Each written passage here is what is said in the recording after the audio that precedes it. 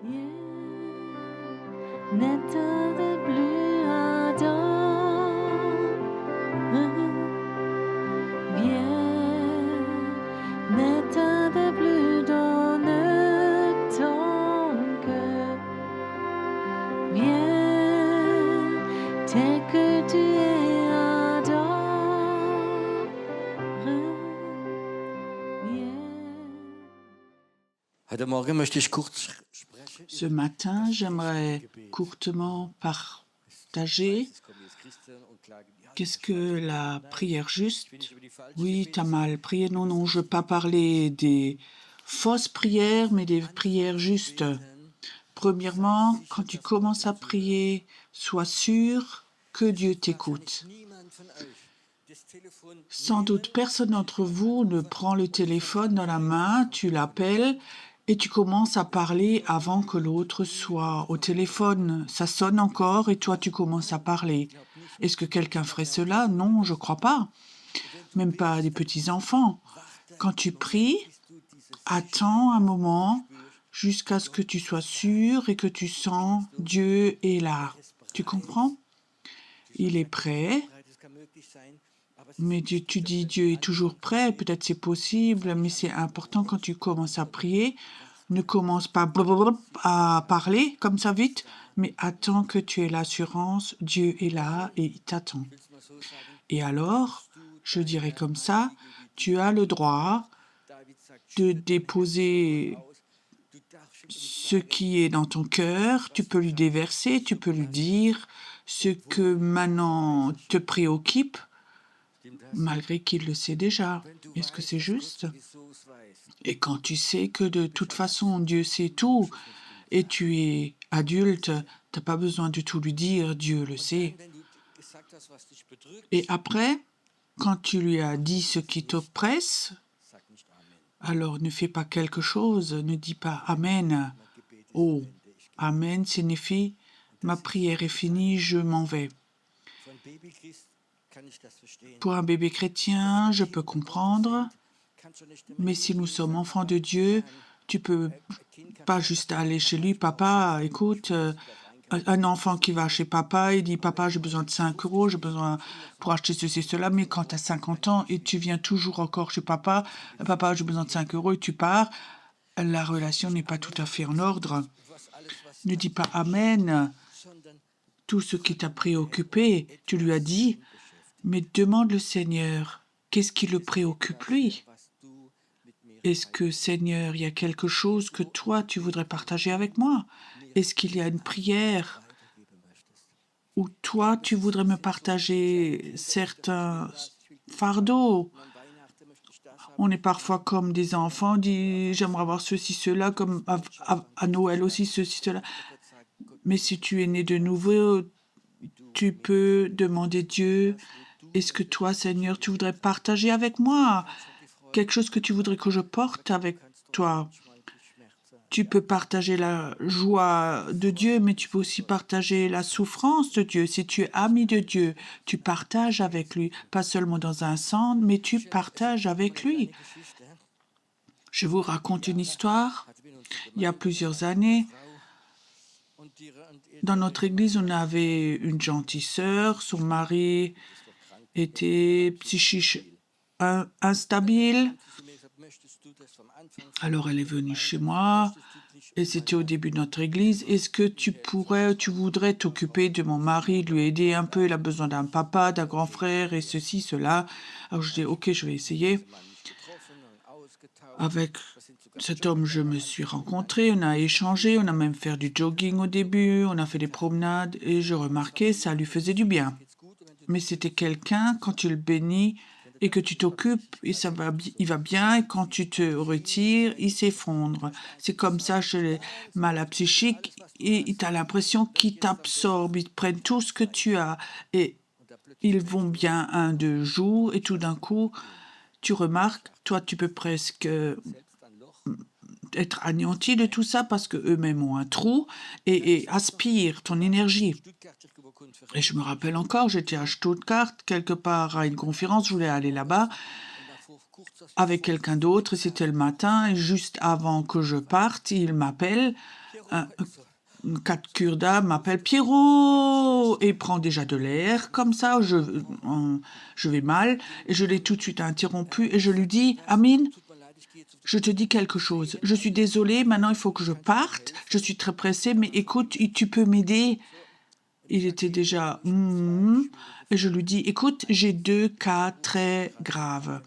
Il y en a un qui m'a appelé, il est à l'hôpital, il est malade, il a besoin de prière, d'une visite, et l'autre est en psychiatrie, il va mal. Est-ce que tu pourrais t'occuper de ces 2 personnes? Est-ce que toi, tu peux visiter ces 2 personnes? Alors, j'entends plus rien au téléphone. Est-ce que tu crois que moi, je peux faire ça?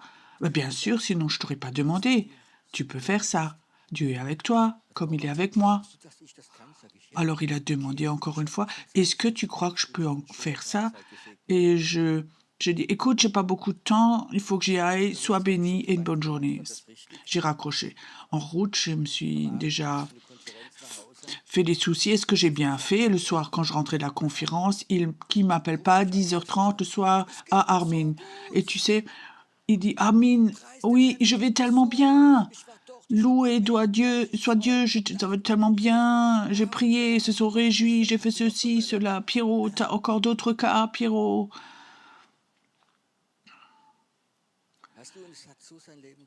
Tu sais, ça a transformé sa vie. Il a été transformé de celui qui aspire à celui qui donne. Souvent, les gens qui ont tendance, quand ils vont mal, quand ils sont dans le trou, ils aspirent et ils prennent en façon de dire, Pierrot vient dans mon trou et prend du temps avec moi et aide-moi. Mais quand tu transformes les gens et les gens commencent à donner, ça transforme leur vie. Et tu sais, ça c'est un principe aussi dans la prière. Seigneur, je vais si mal, envoie-moi des gens, je suis si seul. Et alors on dépose toute notre frustration au Seigneur et on dit Amen. Et le Seigneur veut dire, écoute, je veux t'utiliser aussi aujourd'hui. Je suis sûre que aujourd'hui, il y a des personnes qui sont souvent dans le trou. Quand tu es dans le trou, lève-toi et dis, Seigneur, qu'est-ce que je peux faire pour toi? Est-ce qu'on peut faire ça? Oui. Et je peux te dire, c'est des moments où Dieu agit, parce que Dieu agit pas au travers de tes sentiments, mais de ta foi. Au début, quand j'étais croyant, je l'avais aussi ça très fortement. Un jour, alléluia, les joies du Seigneur, et tout d'un coup, bouf, le trou. Vous connaissez ça?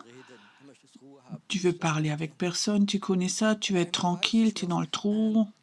Et un jour, je me rappelle encore, tout au début, j'avais commencé juste mon ministère et c'était un jour où c'était terrible. Et je dis, Seigneur, pourquoi tu m'as appelé? Je me suis réjouie que mon épouse n'était pas à la maison, que je suis seule, que je dois parler avec personne. Et je disais, maintenant, je me mets devant la télé, j'éteins tout et j'allume la télé, juste déconnectée. Je sais, vous faites pas ça. Et alors, le téléphone sonne et je dis, oh là là, pourquoi j'ai pas éteint le téléphone? Je voulais déjà dire, allô, c'est le répondeur de télépérophée, nanani, nanana. Et là, il y avait quelqu'un au téléphone, je connaissais cette femme. C'est une toute vieille dame, sans doute. Elle avait un ton très terrible. Pierrot Fay, vous êtes là? Je dis oui. Frère Fay, j'ai tellement mal. Et puis ma pression artérielle et mon cœur et tout. Et dans ma tête, je me disais comment je me débarrassais de cette dame. Et la façon la plus facile, c'est de prier. Alors j'ai prié pour son cœur, pour ceci, cela, et j'ai dit Amen, et j'ai raccroché. Je voulais continuer à regarder mon film. Mais si je suis honnête, j'allais un tout petit peu mieux déjà. Mais j'ai comme décroché le téléphone, tu comprends? 8 jours après, je rencontre cette femme à une conférence. Elle voulait absolument donner témoignage. Pierrot, quand on a téléphoné, mes douleurs de cœur, mes douleurs dans le dos, tout est parti. Oh, quel homme de Dieu! Je disais, oh là là, si tu savais.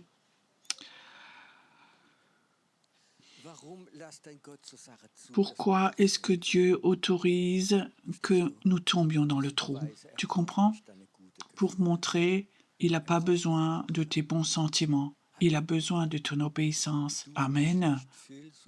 Et toi qui te sens mal et peut-être que tu as peur de rentrer à la maison dans ta vieille vie, Dieu utilise tout cela pour fortifier ta foi.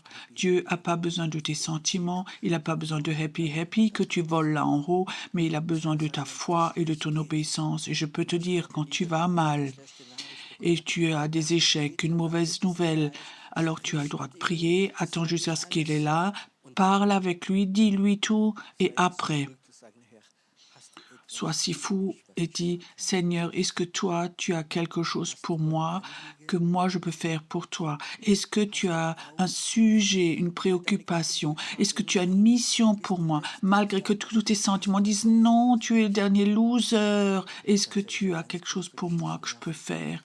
Je vous raconte une courte histoire encore, pas la mienne. Un frère qui est aujourd'hui dans le ministère qui me racontait, il était croyant, profondément, était marié, et tout s'est détruit, son entreprise, son mariage, la femme s'était séparée, et il avait désisté de Dieu, il voulait plus rien savoir, il avait des problèmes d'alcool, et plein de choses. Et cet homme, un jour, à 23 heures, il était dans une bar, il buvait son martini, il fumait son cigare dans ce bar, et il est là, il disait, et tout d'un coup, Dieu lui parle. Et il dit, raconte à ton voisin de Jésus. Dieu, je me suis désisté chez toi, je suis plus ton enfant. Tu connais ma vie, tu connais mes déficits, tu vois où je suis en ce moment. S'il te plaît, parle avec ton voisin. Alors il se tourne à la barre, et cet homme buvait aussi quelque chose. Il lui dit tout simplement, est-ce que tu crois à Jésus-Christ? Et l'autre le regarde et dit, mais pourquoi? Est-ce que tu le connais? Je dis, oui, je le connais. En ce moment, en stand-by, mais je le connais. Et il lui racontait de Jésus. Et il a remarqué que l'autre veut ça. Et il disait, écoute, on va dans la voiture, on prie ensemble. Ils ont payé, ils sont allés dans la voiture. Il a prié pour l'autre s'est converti, il s'est né de nouveau. Et l'autre dit, j'avais décidé cette nuit de me suicider. Tu comprends? Et Dieu a utilisé cet homme. Ça a transformé sa vie, que dans ce trou-là, que Dieu l'avait utilisé, qu'aujourd'hui c'est un orateur et il voyage beaucoup parce que cette expérience dans le trou, Dieu l'a utilisé. Parfois c'est bon de tomber dans le trou, c'est juste. Nous ne sommes pas des Christ comme ça toujours en haut, foi. Non, Dieu utilise ces moments où il autorise qu'on soit à terre, où Dieu dit, il y a encore quelqu'un chez qui ça va pire que toi, est-ce que tu peux lui aider? Et au moment où toi tu aides, tu vas voir comme tu sors de ton trou et tu as appris un morceau de foi en plus. Venez, levons-nous un moment.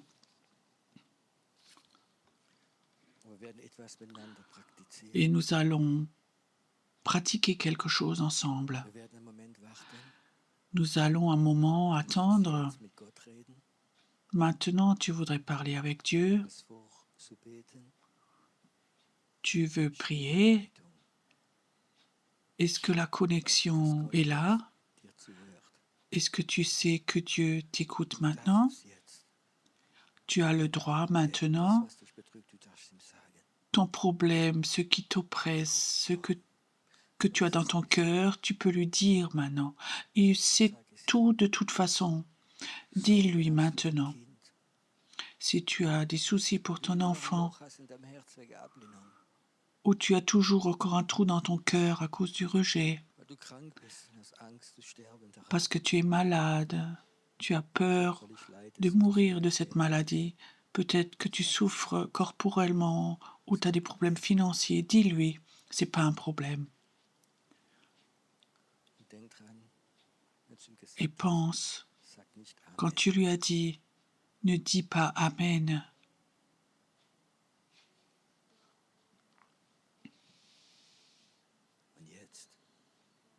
Et maintenant,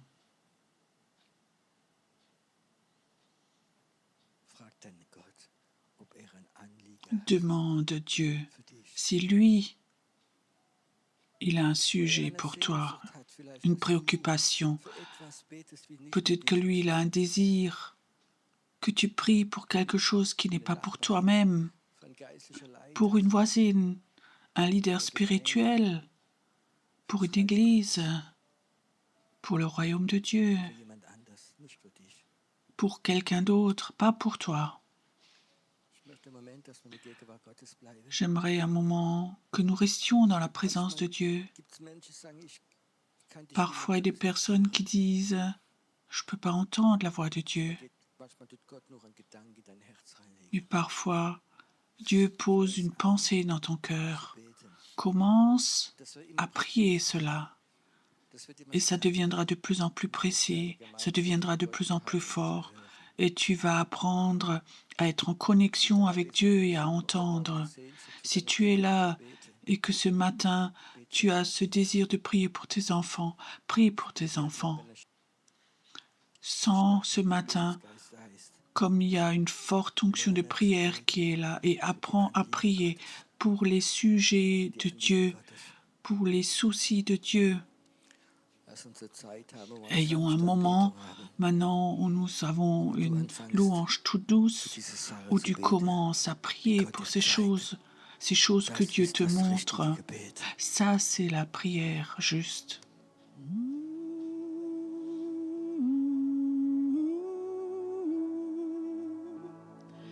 Der Gott, der dich kennt, ich bin der Herr, der Gott, der dich kennt,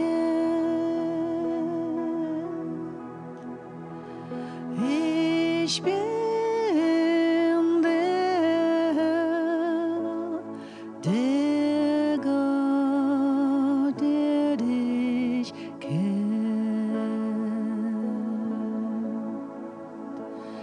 Ich bin der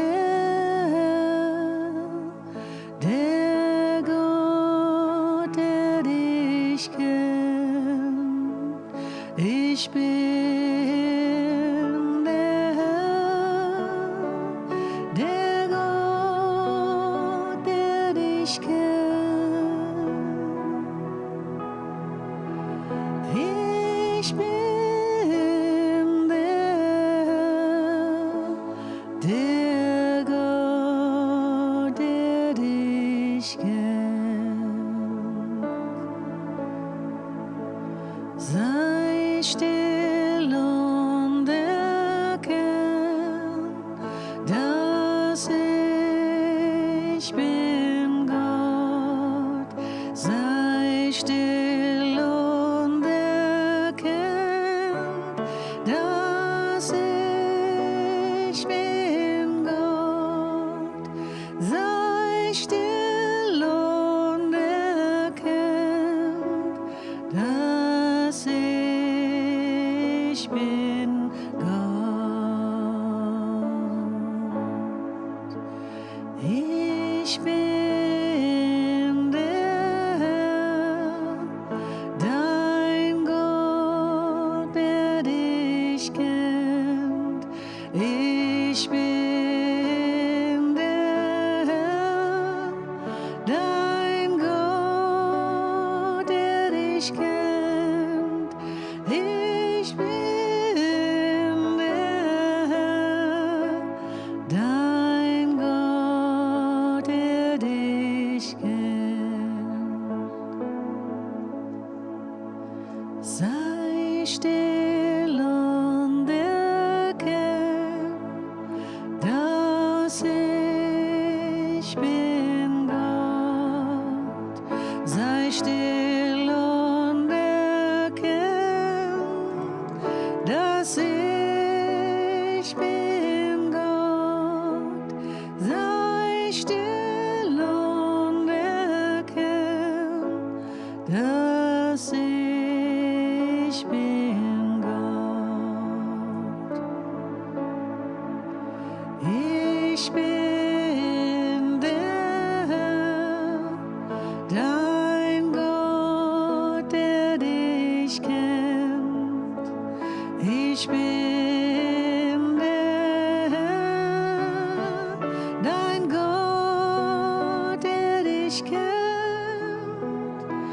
Ich bin der Herr, dein Gott, der dich kennt.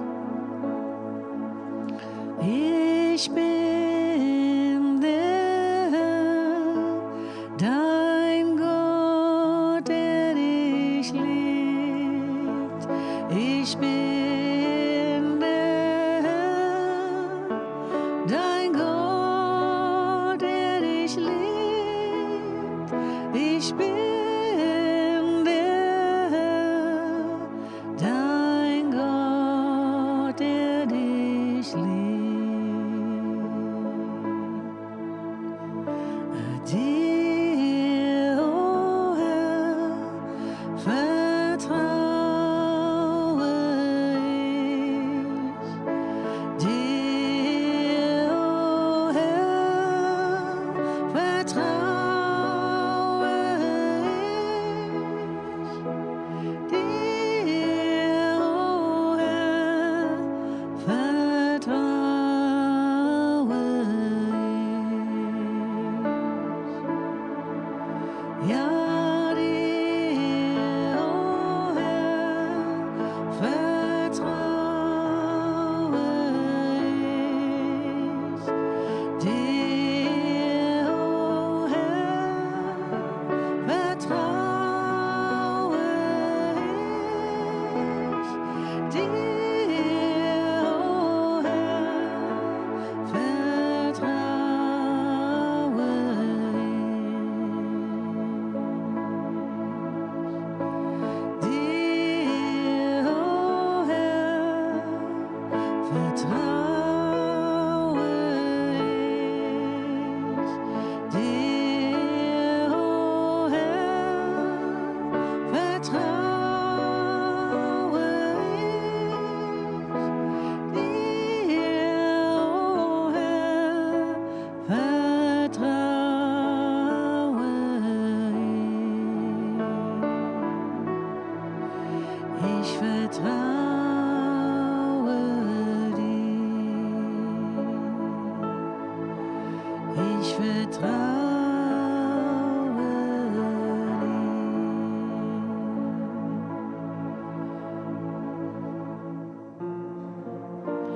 dir.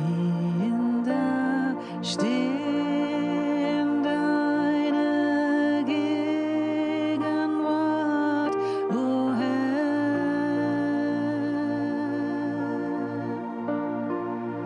Im Glauben und in Freude zuversicht.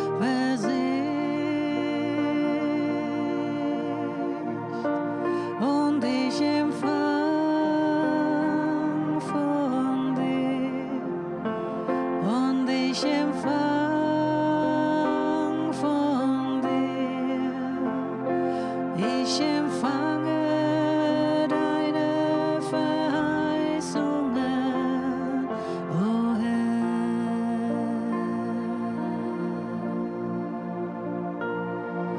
Ich stehe